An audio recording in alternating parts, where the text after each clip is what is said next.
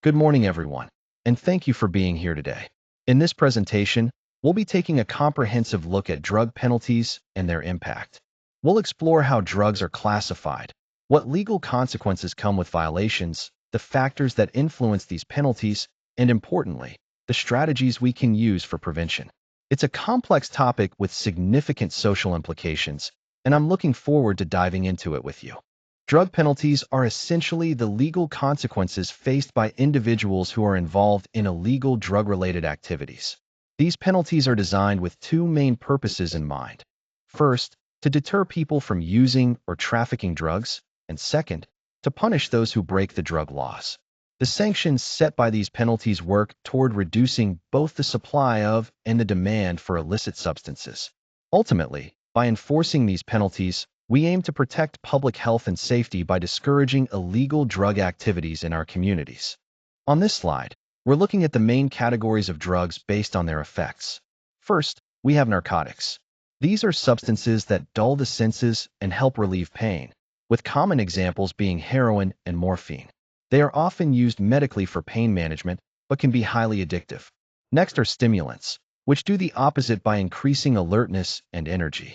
Cocaine and methamphetamine are well-known stimulants, often associated with their intense, short-lived effects on the nervous system. Then we have depressants. These substances slow down brain activity, leading to relaxation or sleep. Examples include benzodiazepines, often prescribed for anxiety or insomnia, and alcohol, which is widely consumed socially but can impair coordination and judgment. Finally, there are hallucinogens. These drugs change how we perceive reality and affect cognition. LSD and psilocybin are classic hallucinogens that can cause vivid sensory experiences and altered thinking. Understanding these categories helps us grasp how different drugs interact with the brain and body, each with unique risks and effects. When it comes to legal penalties, there are several key types to be aware of. First, fines are monetary charges that can vary widely depending on how serious the offense is. These financial penalties aim to punish and deter unlawful behavior. Next, we have imprisonment, which involves custodial sentences that can range from short stints in jail to long-term prison time, depending on the nature and severity of the crime. Another option is probation, where an individual is released under supervision with specific conditions they must follow to avoid reoffending. Lastly, community service requires the offender to perform unpaid work that benefits the community, serving both as a punishment and a means for rehabilitation. Each of these penalties plays a distinct role in the justice system. When it comes to penalties, several key factors come into play.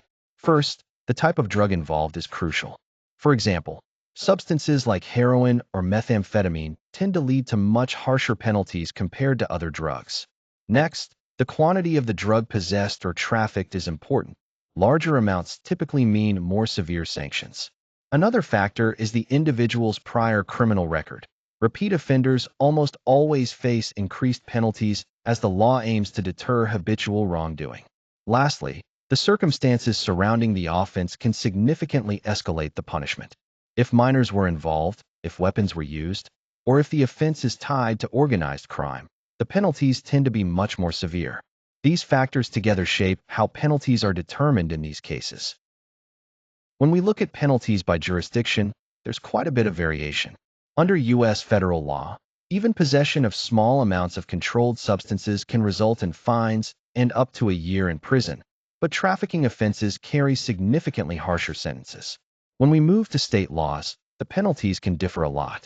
Some states have decriminalized marijuana possession, making the consequences much lighter, while others still enforce strict imprisonment. Internationally, the landscape is even more diverse. Some countries focus on rehabilitation for drug offenses, whereas others impose severe penalties, including capital punishment, for serious trafficking crimes. This wide range reflects different policy goals and cultural attitudes toward drug enforcement around the world. When we look at the impact of drug penalties, it's important to consider several key aspects. First, the deterrence effect. Penalties are designed to discourage drug-related activities, which ideally leads to less drug misuse and distribution. However, the story doesn't end there. Incarceration brings significant social costs. People who are imprisoned often face stigmatization, difficulties finding employment, and disruption to their family lives, which can have lasting consequences beyond the sentence itself. Additionally, the justice system bears a heavy burden. High numbers of drug-related prosecutions can strain both courts and prison facilities, making it harder to manage resources effectively. All of this creates a complex policy challenge. How do we balance strong deterrence measures with reducing these negative social and systemic impacts? This balance is critical for creating fair and effective drug policies. When it comes to prevention and alternatives, education programs play a crucial role by raising awareness about the risks associated with drug use, specifically targeting schools and communities to reach people early on. Rehabilitation is another key element, offering treatment and ongoing support for individuals struggling with substance use disorders.